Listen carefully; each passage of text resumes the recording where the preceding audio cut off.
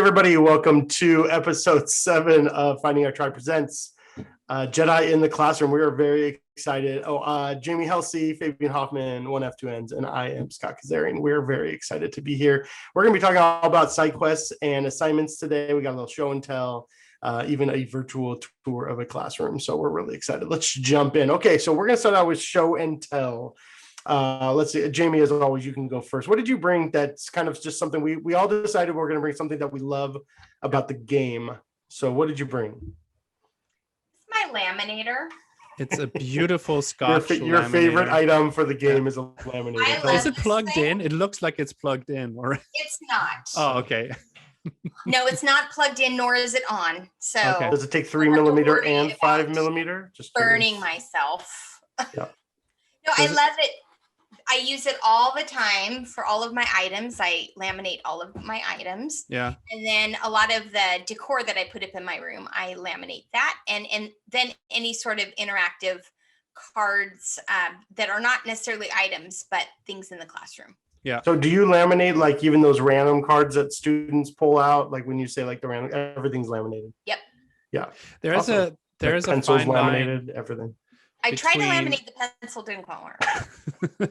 There's a fine line though with the laminating. Like for you with elementary, it's a little bit easier because you only have like 30 kids or 28, you said, right? And so you don't need as many item cards. For me though, when I do it, I have to cover 150 to 200 kids.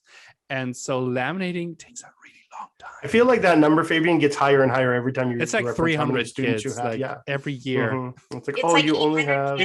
But when you have 400 kids, it is no, but it takes a really long time to do that. And I did start to do it, and then at some point I decided to be like, you know what, it's just so much work. And then now I'm way to follow through. Now I'm thinking again, like I kind of do want it laminated because it is fun to have.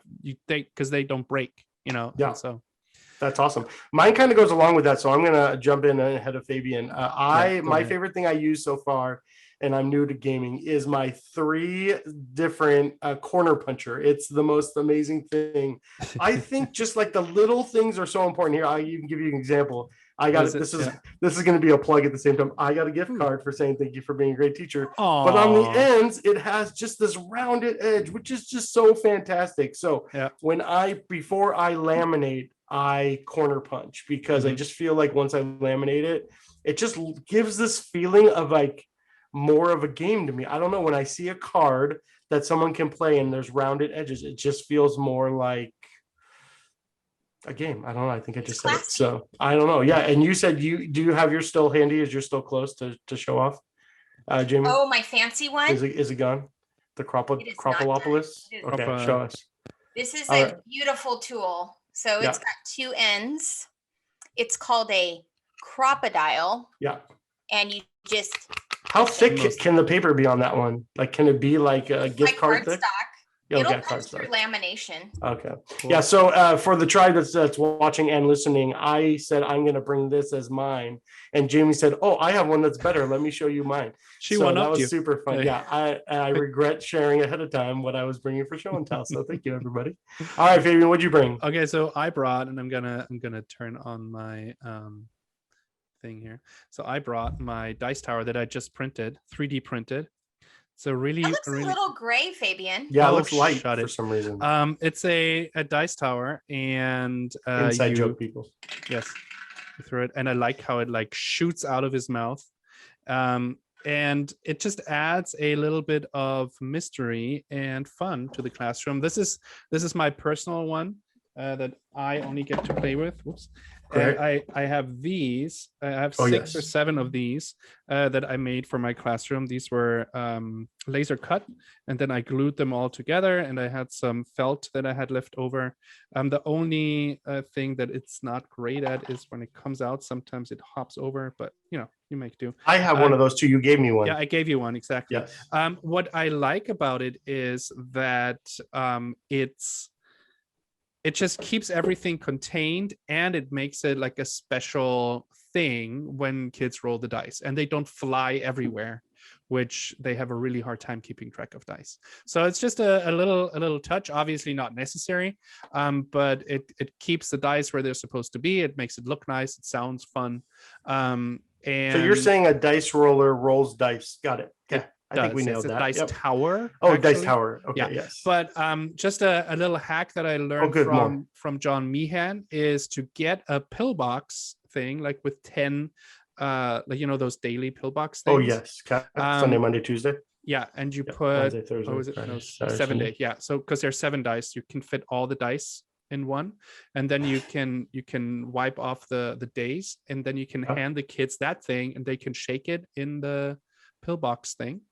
Oh, And as then like a workaround from a dice tower. Yeah, and then Got it. and they're like a couple of bucks, and you use This like was nail show and polish tell, remover. not show and then tell other people's Show and ideas. explain, It yeah. was it was a little bit different, but Yeah, that's okay. But I think that's a really good hack, and you don't have the kids touching the dice, which is nice. Anyways. That's true. And on your advice, Jamie, I am ordering some dice, like one set for each student, because this week you recommended that every student have their little pack. Now I know Fabian with his 3,000 students is really tough. It's actually 800 students. But for us, that makes a lot of sense. Well, awesome. Okay, so we're really excited to jump into, well, I'm excited to learn a lot about side quests and assignments, a little bit more about what they are, how to get into the, like, if you're playing from the beginning, it's probably a lot easier. How do you get into the game if you didn't start at the beginning as a student, and there's these side quests and you're starting to see students get excited about different parts of the game, and you're like, ooh, I want to play too. What do I do? How do I get in? So let's just start with assignments first, maybe move the side quests, because assignments are, everybody does assignments. So let's talk assignments first. Who would like to jump in there? I don't know. You guys are in charge Miss now. Halsey. Fabian, you start. Okay, fine.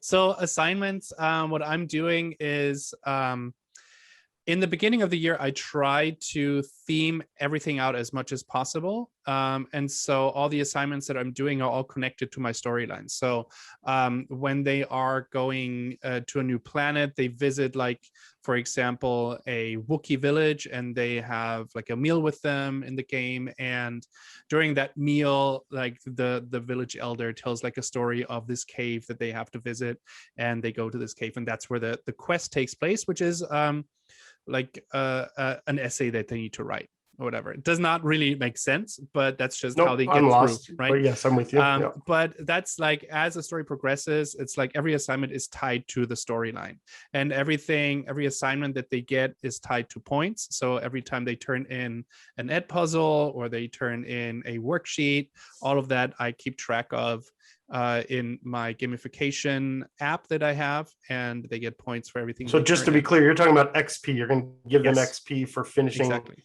And you made a comment, I think, to me earlier sometime in our lives, that that you do XP points like the same amount for each assignment. Yeah. How do you do XP points? Ish, yeah. It depends on, if it's a longer assignment, then they get more points, but usually they get about 100 points for like just formative assessments.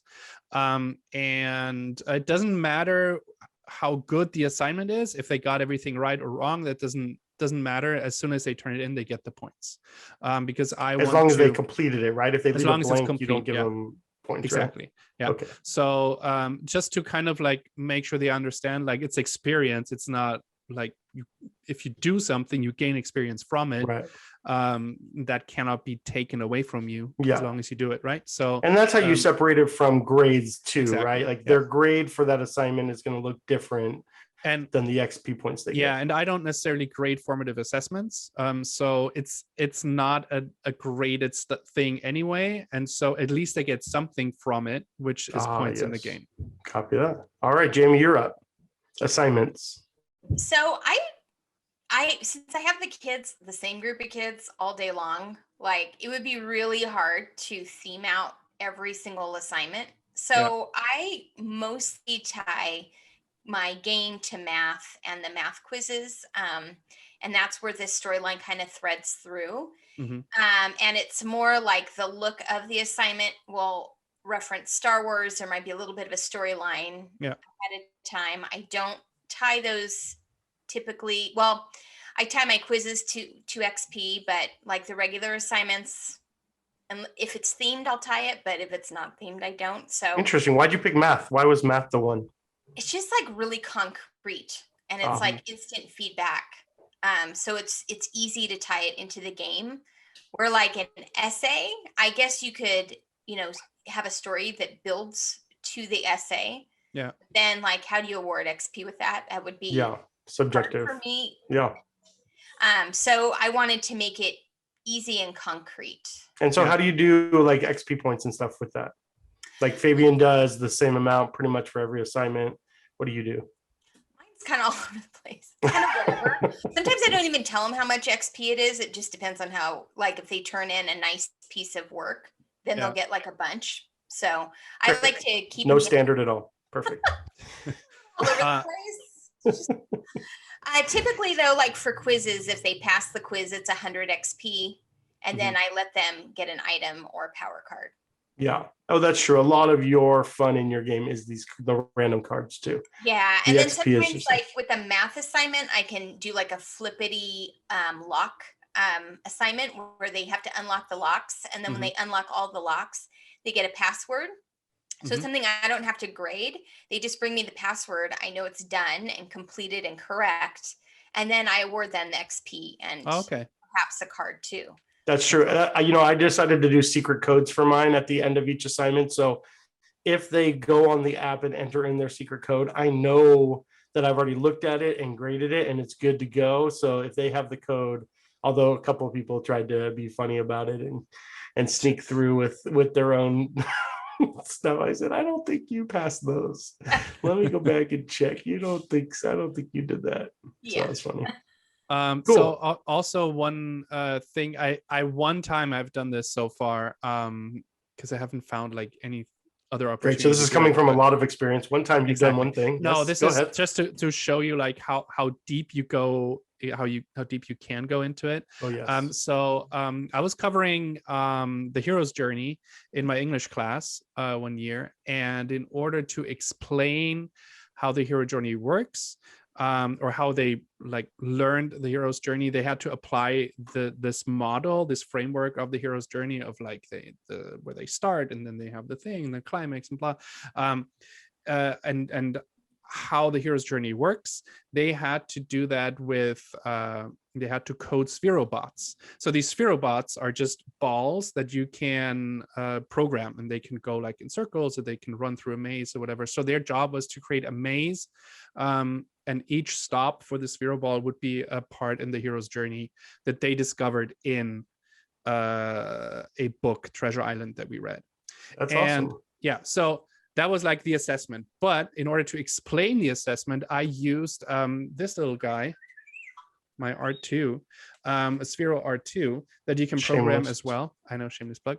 And so I used Star Wars as like explanation for the hero's journey, because this is like the perfect Joseph Campbell hero's journey example, because of like the reluctant hero, and then they don't want to go, but then they go, and then something happens, and that's and so I created this maze where R2 goes through the maze, and every stop there was like a quote from Star Wars, but it also matched like the hero's journey. So that was like my nerd out moment. But that's awesome. It was really fun because it tied into Star Wars, and I could use my R2, and it wasn't just $150 just wasted, but it was I could actually apply it in the classroom. No, that's awesome.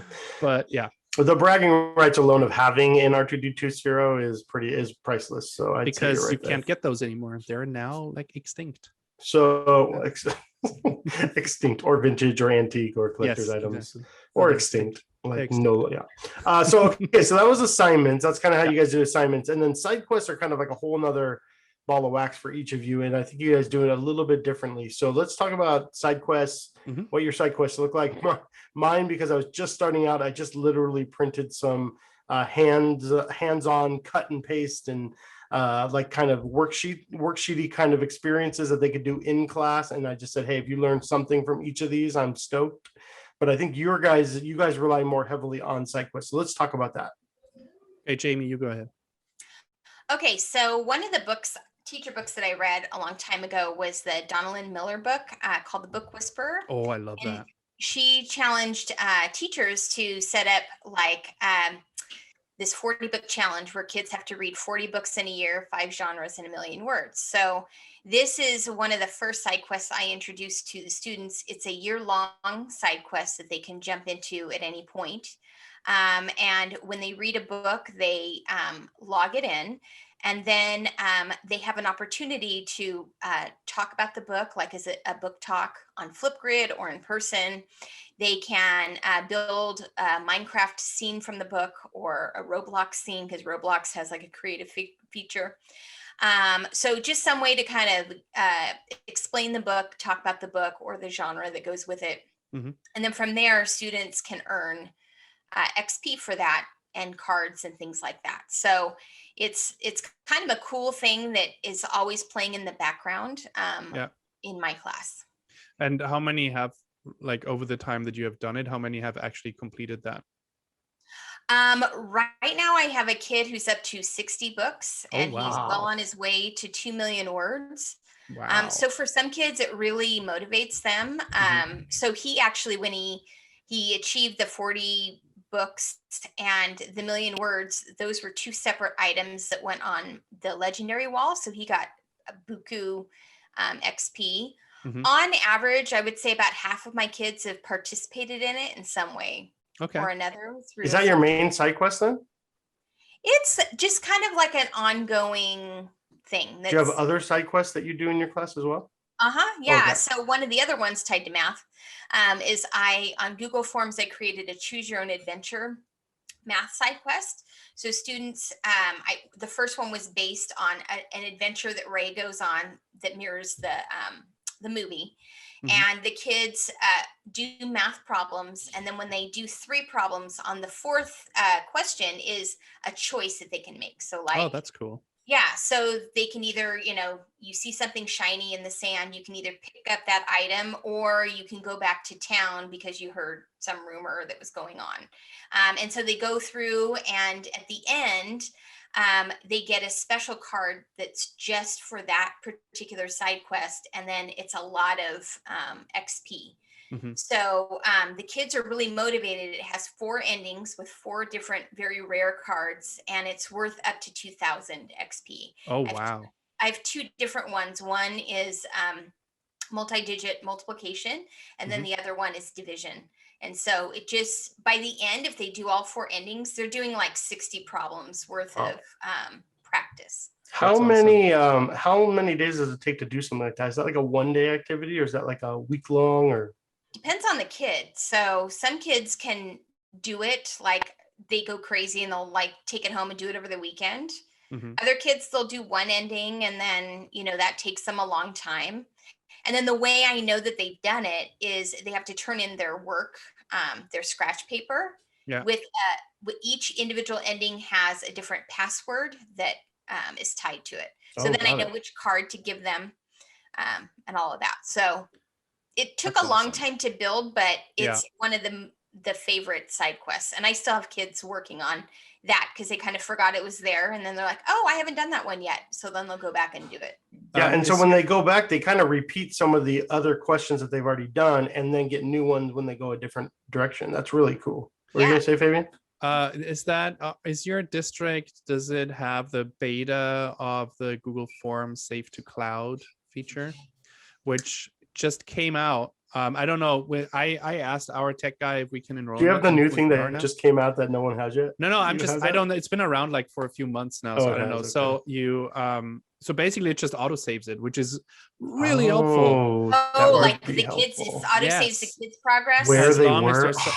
As long as they're signed in with their student account for us, it saves it. So now what I do is like I have websites that I build and then I have one page and there's a Google form underneath everything and they just go from question to question on each page. And it just transfers everything over and it's like, oh, it's a life changer. That's a game changer because it does get frustrating. Like if they, close their Chromebook or whatever, exactly. Save anything, which is another reason to encourage them to use the scratch paper and show their work so that they can go back in and input those answers. Yeah, but it's it's new, so you might want to ask your district if you have any contact. Okay, I'll ask my Yeah. district too. Yeah. But Hawaii that is would be super amazing. fast I and- even did like a satisfaction survey at the end of the school year, and like it's long. And so if they could stop and pause and do it later after school, if we didn't have time in class or something, super that'd be awesome. frustrating. Yeah. Well, we're kind of at the end of this episode, episode 7. We kind of hit it hard, and we did really learned a lot from you guys. Stoked about it. We have like a special bonus to this episode that we are going to get to see Jamie's classroom. She did a video that you guys are going to see right after this that's going to play of her classroom and kind of just what gamifying her classroom looks like. So we're really excited about that. Fabian, I think you'll probably be next, yeah, and then I'll go last, I guess. Yes, I just and I just have to record it, but you know, we just have to do it first. But Jamie did it first, so she wins, and really excited for our next episode. I think next episode we're going to continue this and talk about how students get entered into the game. What if they didn't start at the beginning, and how can they get in? So tune in for episode 8. That will be really great for us to jump into as well. Fabian, where can they find us for a podcast? Did we do that in this one? We don't, but we can. Findingourtribe.net, and then you see That's our right. YouTube. Findingourtribe.net. That's all we need to links. say. That's all you need to say. Yeah. Okay. See you next time, guys. May the force be with you. May the force May be the with force be with you. Always. May the force be with you, Luke. No, that was really bad.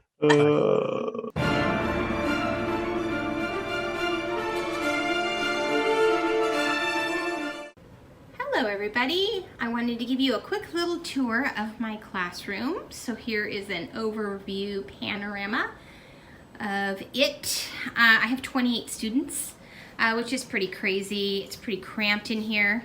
The nice thing about these classrooms though is I have this skylight, so it lets in lots of natural light. So I can actually turn off my lights, and we have plenty of light in here. This is a fun little thing. This is an old drink container that I got at one of the premieres. And it just so happens to fit a pencil perfectly.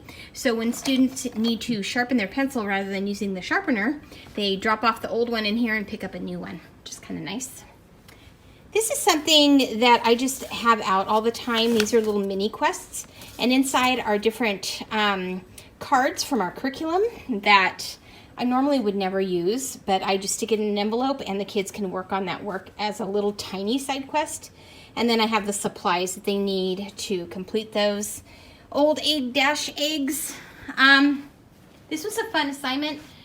So when we went back in person as an entire class, I reconfigured the guilds. And one of the first things they did was create these banners. A parent made these awesome little guys. So I have those decorating my room now. They made it for Teacher Appreciation Week, which is really cute. Moving on.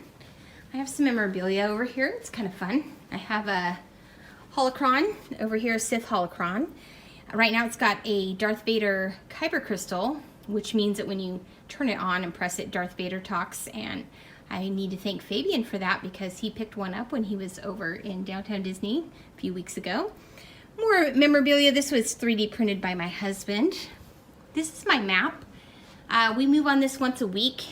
Each of the ships is a guild. And then things happen on the map. So I have a couple of TIE fighters and an Imperial cruiser there that kind of chases them around the galaxy. And then when I can, I try to add, additional theming to my room. So there's my schedule cards. Quest slips available for students. This is all dice. And then this was a boss battle that we just completed. So I have that. I need to add that XP in. This was 3D printed by my husband. And more dice and things like that. Unfortunately, my desk has to be the front of the room, which is really weird for me. I normally don't teach that way, but it's COVID, so what can you do? Here's a leaderboard that I update. I just write down. I update it with whiteboard markers, so I just erase it and update it once a week.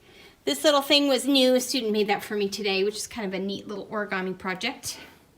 And then, of course, I got my Grogu and Darth Vader. And then I picked these up, just some growth mindset posters with a Star Wars theme. These are blind bags, so when a guild beats a boss, if I choose, they can pick out a stack of cards in the envelope so they don't know what they're getting, which is kind of a fun little thing. And then I just have some more things that people made me with Star Wars theme. classroom. So I hope you're all having a wonderful day, and I will see you on the pod.